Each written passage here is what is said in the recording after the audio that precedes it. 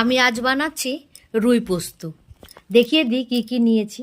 ওখানে চারমগজ আর হচ্ছে পোস্ত, কারণ পোস্তর যা দাম তাই পোস্ত আর চারমগজ হাফ হাফ। আর 4 পিস রুই মাছের পেটি, এটা হচ্ছে লোকাল রুইয়ের পেটি, মাছটা খুব বড় ছিল, তার থেকে 4 পিস। 4টে পেঁয়াজ, একটু কাঁচা লঙ্কা, একটু রসুন। আর লেবুটা দিচ্ছি অল্প। লেবুটা দেওয়ার সময় হঠাৎ মনে পড়লো, আরে এ তো কাঁসার থালা, এতে তো কোল উঠবে, তাই সঙ্গে সঙ্গে অল্প একটু লেবু দিয়ে ছেড়ে দিয়েছি, আর দেইনি।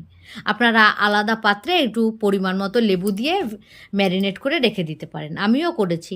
নুন, হলুদ আর লেবু দিয়ে ম্যারিনেট করে রেখে। আর এইখানে হচ্ছে পোস্ত আর হচ্ছে চারমগজকে ভিজিয়ে বাটছি। 2 চামচ পোস্ত, 2 চামচ চারমগজ, আর 4টে কাঁচা লঙ্কা দিয়ে দিলাম, দিয়ে ভালো করে বেটে নিই। এবার কড়াইতে কালো জিরা আর সরষার তেল আগেই দিয়ে রেখেছিলাম, কারণ কড়াইটা গরম বসিয়ে দিয়েছিলাম, তার মধ্যে সরষার তেল দিয়ে আগে কালো জিরা দিয়েছিলাম, সেটা ভিডিও করা হয়নি, তাই আবার পরে একটু কালো জিরা দিয়ে দেখালাম। আর রসুন দিয়েছি, অনেকগুলো রসুন ফোড়ন দিয়েছি, রসুনের ফ্লেভারটা খুব ভালো লাগে। এইবার কাঁচা মাছ, ওই ম্যারিনেট করা যে মাছটা ছিল, ওই মাছটা আমি এর মধ্যে দিয়ে দিচ্ছি একে একে। তেলটা খুব গরম হয়ে গেছে।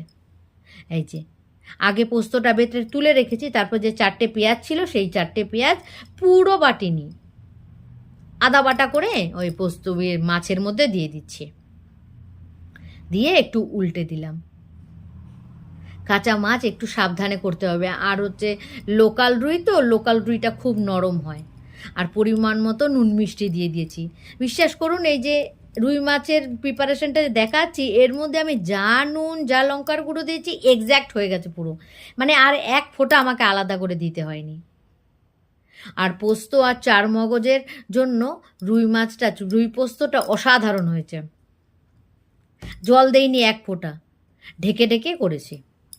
এই যে পোস্ত, চারমগজ আর পোস্ত না বাটার পরে মনে হচ্ছে অনেকগুলো হয়ে গেছে, 4 পিস মাছের জন্য অনেকটা, তাই আর্ধেকটা দিয়েছি আর আর্ধেকটা রেখে দিয়েছি, পরে কোনো অন্য রান্নায় ইউজ করে নেব। আর এই কড়াইটায় রান্না করতে করতে হঠাৎ মনে পড়েছে, আরে স্টিলের খুন্তি কেন, আমি তো স্টিলের খুন্তি ব্যবহার করব না, কাঠের খুন্তি করব, সেও ভুলে গেছি। দেখুন পোস্তটা কি সুন্দর হয়েছে, মনে হচ্ছে ইলিশ পোস্ত হয়েছে। চারমগজ আর পোস্ততে একটুখানি সরষের তেল দিলে ফ্লেভারটা খুব সুন্দর আসে। আর এইসব রান্নায় একটু তেল, এটা হচ্ছে পাতুরির মতো হয়েছে, একটু তেল বেশি দিলে বেশ লাগে। এই দেখেছেন কালারটা, আমি বোঝাতে পারছি না, খুব সুন্দর হয়েছে। এই যে বেশি সময় লাগেনি, 15 মিনিটে মাছ রান্না রেডি। আর ঢেকে ঢেকে রান্না করতে হবে, পোস্তগুলো মাছের গায়ে লেগে যাবে, মাছ তাড়াতাড়ি সিদ্ধ হয়ে যাবে, ব্যাস রান্না রেডি। ভালো থাকবেন।